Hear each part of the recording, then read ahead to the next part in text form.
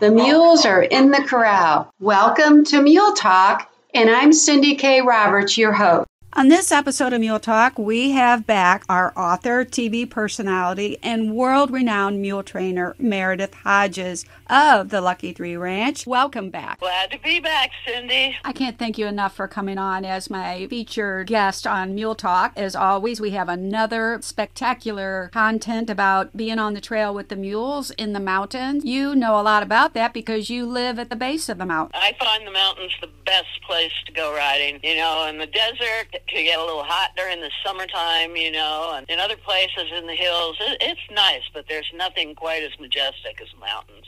And the Rockies are the best in the country, I think. Oh, yeah. So, with the hectic schedule of spring and summer slowly tapering into fall, thoughts of the cool, refreshing mountain streams and the sight of massive bull elk, or the quiet majesty of the rugged mountain peaks on a relaxing trail ride, mountain hunt, or a pack trip begin to ease their way into our minds.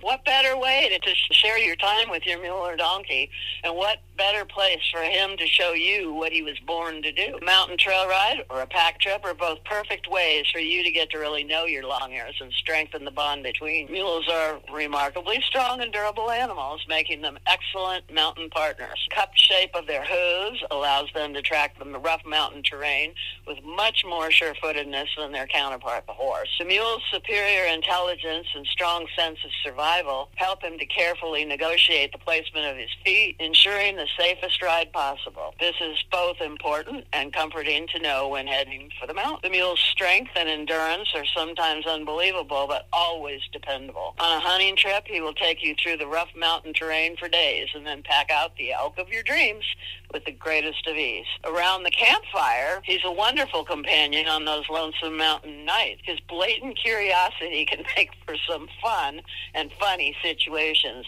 and his loving ways will win your heart. But first and foremost, he's a reliable companion when the going gets tough. A few years ago, well, it's quite a few years now, I had some mule skinner friends that decided to take a hunting trip into the Rocky Mountains. This was in the fall, and packing in, the weather was beautiful, but you got to know that the weather in the mountains can change in an instant. It can be beautiful when you ride out, but I even got caught in a hailstorm one time up the mountain and had to run down the trail, which took us about an hour and a half in pelting hail. Oh, yeah. But these guys, you know, they rode up there. There were calm breezes and not a cloud in the sky. Sure. And after setting up their camp and tending to their horses and mules, the hunters went off to track elk. Hunting was good, but after a few days, the evening brought with it an unpredictable snowstorm of incredible intensity. The hunters crawled into their tents the next morning to discover that their camp was buried in more than 4 feet of snow. Oh, my gosh. Yeah, and, you know, even having the animals tied up on a high line didn't really help because they were still knee-deep in snow. And with no chance of the storm lifting, the hunters packed up what they could on their horses and mules and quickly got underway. They had to leave a lot of gear behind. They left the campsite, and mind you, this was in the fall, and the snow deepened on their way down, and the terrain was steep and rocky and treacherous. They had only gone a short distance when the snow got too deep, and the horses refused to go any further. Anxiety was really high at that point because the hunters were worried they wouldn't make it off the mountain alive. But in the face of this great danger, my friend asked his trusty mule, Goliath, to break trail for the others. And with slow, careful, deliberate steps, this well-trained, loyal mule led them all down the mountain to safety. Once there, they freed their trucks and trailers, which were also buried in the snow, loaded up the animals, and made their way back to the lowlands to safety. The storms on the mountains worsened, and it was spring before they could get back and retrieve their gear. But they were eternally grateful to Goliath the mule for leading them safely down the mountain. Yay for Goliath. I know, right? I love it. You know, you hear stories like this one where mules and donkeys have emerged as heroes in precarious situations like this. Yeah. However, if you prefer not to take risks like my hunter friends, there are less daunting activities you can do with your mules and donkeys. You can take your long-eared companion along to the mountains for a hike or a picnic. He would thoroughly love just being with you in those beautiful surroundings. While you walk the trails, you can enjoy the marvels of nature. Your donkey or mule can carry the lunch essentials. While you enjoy the wildflowers or try your hand at fishing in a mountain stream, you can be confident that your long ears will enjoy the peaceful solitude and be able to stay out of serious trouble at the same time. If you question taking excursions such as this with your long ears because of a lack of training, there are fellow long ears lovers who can help you. And I strongly advise doing this kind of training. And it's not just desensitization. There are things that can just abruptly startle them. Wildlife can come out of the trees. There are all over the United States excellent mule trainers that are available to help beginners. A long ears lover once told me that his love for burros and mules began years ago when he found Dusty, a 3-year-old wild burro that was caught in a blizzard. He took her home, cared for her, and a year later, he entered her in the National Western Fall Classic and Mule Show, Donkey and Mule Show. And he and Dusty were awarded the title of Reserve Champion Donkey of the show. Cool. These guys learn so thoroughly and so quickly when you show them things the right way and you don't get in a hurry. You know, like I've been talking about. And at the same time, you're cultivating a really deep relationship with them. And a lot of people like to think that they have a bond with their animal, but you don't really know what a bond is until you slow down and experience it firsthand, how deep that bond can actually go. And this guy that found Dusty, he was breaking and training wild Mustangs at his Medicine Bow stables. And he included free clinics for burro owners to teach them how to handle and care for their animals. Now, we're all fortunate to be able to share our time with such intelligent, tough, and durable equines as our beloved mules. But you should also remember to do your part in the relationship. Like I was saying, be patient and willing to take the time to allow your relationship to grow and for training to become solid before you indulge in the challenges of trail riding. We all think it's just jump on and go and it's fun to be with our friends and all that. And we'll pack our cell phones with us with this idea that if we get in trouble, we can always call our way out of it. But, you know, a lot of times there's no service up there in the mountains. Yeah. So it's not always as safe as you might think. We tend to be a little bit naive about those kinds of things. I was actually reminded by Lance, my mule, on a hot summer day that sometimes I need his help and that he is willing to learn how to do that. Because I was having heat stroke, and he came over to me, and he goes, well, I think we better go back to the barn now. And he stuck his head right under my arm and picked me up. And so we went ahead and went back to the barn. But it also rang some bells in my head, and I went, you know what? This might be a really good thing for him to learn solidly on how to help me. Say I, got swept off of him somehow and fell off of him and broke my leg or my arm or something to the point where I couldn't get back on. So I actually spent some time teaching him how to drag me with my arm through the stirrup. And I just put my right arm through the stirrup on the left side, and I had my reins in my left hand, and I just told him walk on. And, of course, he knew the verbal commands to everything, but he was just like, why are you riding down there? And I just walk on, Lance, will you? You help me when I'm standing up. Let's try this, okay? I'm laying on the ground, so what? And he goes, well, whatever you want, Mom. So he starts walking along. And I let him walk a few steps. And then I said, and whoa. And he turned around and looked at me, and I reached in my fanny pack, and he bent over, and I gave him his oats, and then he goes, oh, you really did want this, didn't you? And so he did learn to drag me from the stirrup. So it's really important that you plan ahead like that, and if your cell phone's not in service, this is a great way to have your mule drag you back down the trail and hopefully to somebody that can help you. Another thing that's important is to plan ahead and scout the locations where you want to ride. With the growth of urban populations, open areas that welcomed riders in the past are not as numerous as they once were. In a lot of these parks, they do allow hikers or bikers but not necessarily equines. So you know, if you're just going out and I want to go up in the woods, and you're driving along the road and you see a trailhead, the next sign you might see is no horses allowed. Right. And then you won't be able to go, and then you've wasted a whole lot of time. And this is particularly true when you want to have an overnight trip. You know, you want to make sure that you're going somewhere where they will accept equines and where you can camp. And so even a ride that's planned to be short, for instance, can turn into a challenge if the weather changes suddenly. So planning ahead is really, really important. Like I said, you want to know that they're going to accept equines on the trails that you're going to. But also be sure that you plan for the worst case scenario because of the change in the weather in the mountains. And tack up your equine in comfortable tack and equipment that fits like a glove. We've talked about that before when we were talking about fitting saddles. I like to ride with a crupper because it will hold the saddle if it's in the correct placement in the middle of their back, when it's adjusted correctly. But the most important thing about that is it allows for full range of movement, particularly in the hindquarters when climbing uphill. Breeching will restrict them and actually put them in a position where they cannot extend those hind legs enough to push off up the hill. And if their legs are too close underneath, you can actually run the risk of them going over backwards because they can't extend that hind leg. Right.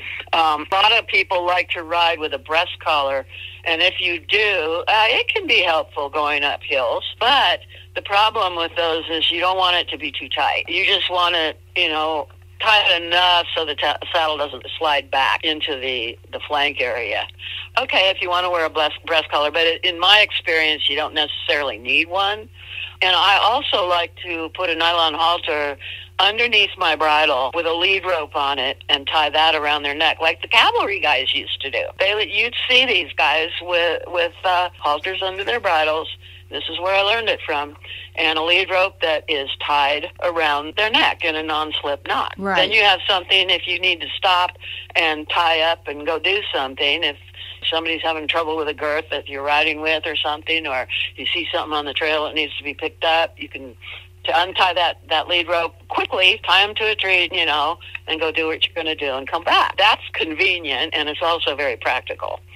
And you want to pack your saddlebags with the barest necessities for any ride far from home. You will probably need a compass, water, rain gear, a Swiss Army knife, a buck knife, and a hoof pick, a lighter, fence pliers, granola bars or trail mix, a sleeping bag, a warm coat, bear spray, and a first aid kit with, at the very least, it's handy to have gauze, vet wrap, and Neosporin. You can get away with that. If you're planning an overnight trip, you'll probably need a pack mule or a horse to carry the extra food and additional necessities, sleeping bags, more food, extra clothes, high lines, and extra halters and ropes, and food for your equines. Lots of places will not let your equines graze in the parks, but some do. So you have to be careful. I don't like using picket lines where the equine is tied low with a halter or a rope around a foot. I don't like using hobbles either. Right. Mules can run off in hobbles. Oh, yeah. No problem. They are very good at that, and if you read the article, you can see a picture of my mule running off in hobbles. I was going to do a piece on hobbles and how to fit them and all of that until he did that, and then I decided that it's better just not even to do it. Right, and he's so athletic. They are. And the other thing that he did that was so amazing was at first he was hopping like a rabbit, and then he slowed down and he started prancing and doing passage, which is a slow motion trot that they use in dressage. And he stopped, and then he was still prancing in place. And I thought, well, at least I know now that when we get to that level, he'll be able to do it. But we're not putting the piece about hobbles in here because that is just leading people astray. Right. They'll be chasing their mules. And if they do go running through the trees and stuff, they can really get hurt. They can get tangled up and sprain tendons, muscles, and ligaments. They can get severe rope burns that'll scar them for life. I had 3 mules that I picketed out on the road to eat the grass along the fence, and all 3 of them got a hind leg tangled up in the rope, and they got rope burns, and although Panalog was really good for getting them down to a minimum, those burns never went away, never grew hair. And so I thought, I just don't like the idea of putting them around. And a lot of those Western trainers were teaching you how to rope their feet in a round pen, and I didn't really like that either. They said you can teach them to lead by a foot and everything, but that doesn't mean they're not going to get a rope burn, and I like my animals looking clean. Right. I taught them good manners so they wouldn't even have bite marks on each other. And I used to yell at them if they would bite each other and tell them to be good little guys. And I'd space their food dishes and their hay 16 feet apart. And it really worked. They're all completely free of bite marks and things that they would get otherwise. And so I came to this conclusion that it makes more sense when you're going camping in the mountains to take a horse along. And you take a horse that they really like, and that way what you can do is you can put up your high line and tie the horse to the high line. Now, there are some mules that will wander, so you want to tie them to the high line too. They won't start fussing with it and trying to pull it down if the horse is there. But the rest of the mules that you have, you can go ahead and turn them loose. Let them run free. If you're in a place where they can graze, I might add. Uh-huh. But don't leave the halters on them. Again, they could become tangled up and injure themselves if they start wandering through the trees and stuff. There's all kinds of stuff to get hung up on. So the other thing is if you've spent a lot of time doing your groundwork and building that relationship with your mules, they're much less likely to wander off and get loose. They will probably choose to be near you and participate in your around the campfire things. And you can find them kind of obnoxious about being there with you. Exactly. So, you kind of got to take it in stride. Now, there are some things that you need to be aware of when you're riding. I used to do this when I was younger, but I don't condone it anymore. We thought, it'll be fun to go have a couple drinks and get on the trail and enjoy the scenery and everything. But I found out that my mules didn't like it when I had less sense than I should. Yeah. And so they made things really difficult for me, and I had more trouble when I was drinking alcohol while we were riding the trail. And I finally made up my mind that maybe it was better to wait on the camping trip or at the end of the ride before we all got together and drank some beer or whatever, and just make it an end of the day celebration kind of thing. And if you're camping overnight, by the next morning you're acceptable to your mule again. So I strongly condone that. Being as our mountains are not as open and allow the wild animals up there very much territory anymore because of development. They have a lot of residential areas that go deep into the mountains, and I've noticed that it's driving the wild animals into the lowlands. You hear about big cats stealing people's little dogs right out of their yards and stuff. When you're up in the mountains, you're right in their territory. So you have to be really, really careful because if you come upon them when you're riding, they can end up being quite aggressive. And so, I actually had a bull elk chase my buckskin horse and me back into the woods. Wow. He thought she was a female elk, so, you need to keep this in mind that these animals are going to be aggressive. Sure. If you're going to do any hunting, you got to make sure you've got licenses and that you're in the areas where it's approved to go hunting. When you're up there, you want to wear bright colors, particularly orange, so that any hunters can see you easily, but also be aware that there are hunters up there that are unskilled and that will pop off a shot if they see something move, which could be your mule. That has happened, and to a couple of my friends, their animals have been shot. Not fatally shot, but nevertheless, they got shot. So it's not as safe as it used to be, because we just got too many people and too many people that are very naive about the skills you need to be riding in the mountains. When you go to the mountains and you're going to be staying overnight, if you can, choose a place where you can establish a base camp and where you can park your truck and trailer. This would be safer than riding up and then just totally camping up in the rough, because then you can put your animals on a high line during the evening, while you're around the campfire. And if you have an obnoxious mule, you have a place to tie him up where he won't cause too much trouble. There you go. And then you can put him back in the trailer for the night. And if you're in an area where you've got large predators, this might be a better alternative. And stock trailers, I have found, make a better trailer to take up into the mountains because they're fully enclosed. A lot of the trailers these days have windows, and people would be compelled to drop those windows and leave them open. But if the animals can get their head out of them, then the predators can get in. Sure. So you don't want to leave them as sitting ducks in the trailer anyway. And if you're camping overnight, you should know that any food can be attractive to predators, and it should be mounted high in a tree and at least 50 to 100 yards away from your camp and your equine. So getting the proper in-depth training for your donkey or mule can only enhance your relationship with them, and in turn, they will enrich your life. This year, why not take time to really get to know your remarkable animals by letting them share in the fun, be it hiking, hunting, packing, or picnicking. The life you enhance might be your own. You bet. So, Meredith, what about acclimating your stock when you go up into the mountains? Because there's some people coming from the Midwest or from the South, and so what are your recommendations on that? Well, again, it's got to do with that training that you're doing, because that will build up their core, builds up their respiratory system as well. When you're doing the core strength training that I described, you're actually teaching them not only to be in good posture, but you're enhancing the internal organs, and that includes the lungs. And they will learn to breathe deeper and take in more oxygen. And when you're up in the mountains, we ride anywhere from 5,000 to 10,000 feet. And the air gets thinner up there, and it's more important that they inhale more oxygen. And when you train them properly with the core, one of the things you'll notice is that their nostrils, if they start out very narrow, pretty soon you'll notice that your animals are flaring their nostrils and taking in more air.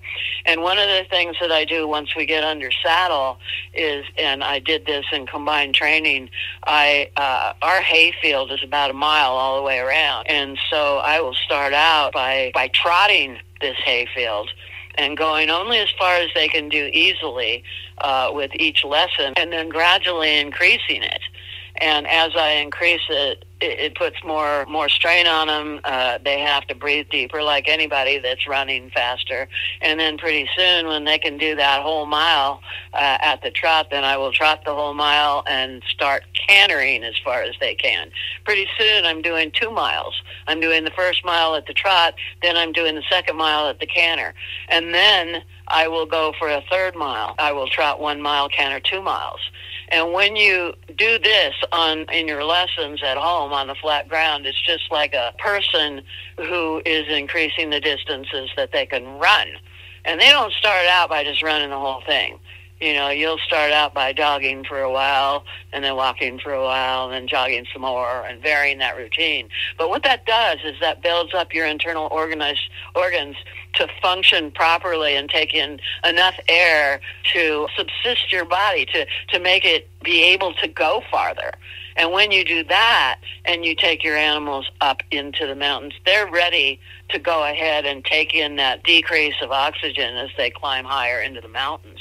But you need to have some good sense about it when you're up there, too.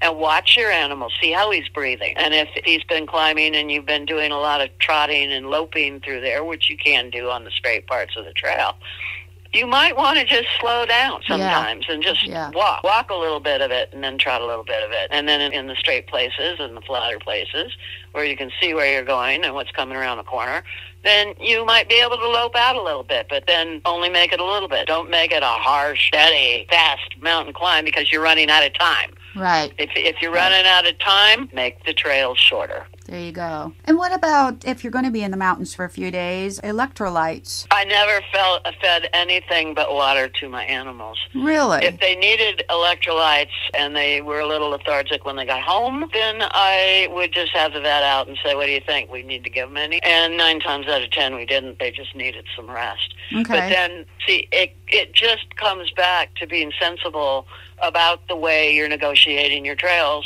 and your days. Okay. You know, because they're not going to, if you run them out like that and they're sweating profusely, which brings me to another thing, if they're fed properly, and I recommend the crimped oats with the sugar vitamins, 1-a-day vitamins, and Mazola corn oil, only 1.5 cups to 2 cups a day, fed once in the evening, and grass hay. What I noticed first and foremost was the way they sweat. When I was feeding all these other feeds that were supposed to be so good for them, there were 2 things that I noticed. When they sweat, from going a long ways, the sweat was foamy and yellow. Yeah. And that told me they were sweating toxins. Oh, sure. And when I went to the oats and the grass hay and the mix that I have, the sweat ran clear. Didn't do that anymore. Well, that's good. And they did not get hyper on it. And they didn't start sweating too soon. 9 times out of 10, when I was doing the mountain climbing and trail stuff all day long, I just slowed down and everything so that they really didn't sweat at all. They got heated up. They never got sweaty. And the other thing is when they were getting foamy like that, getting that yellow stuff, they stunk. Oh, yeah. They did not smell good. But when I put them on this program, they don't stink anymore when they sweat. It's just clear liquid. Sure. And if they do get foamy around like a breast collar or a breeching or something, it's white. It's not yellow. Well, that's very good to know. Meredith, you have been remarkable as always on Mule Talk. So you have a website. Yes, it's at www.lucky3ranch, all spelled out, not the number 3.com. We also have another website for kids and adults that are young-minded at jasperthemule.com. We have an 800 number. You're welcome to call me anytime. I always call back if you don't get me straight up at 1-800-816-7566. And you might enjoy getting up on my Facebook page. My friends page is maxed out, but I post the same thing on 2 pages. And the other one is Meredith Hodges' public figure page. And I post all kinds of training tips, and this is where you'll easily access our podcast too. Oh, very good. All right, Meredith. Well, thanks again, and we will talk soon. If you'd like to be a guest on the show or a sponsor, send me an email. everycowgirlsdream@gmail.com. Gotta go. My mule is looking for me.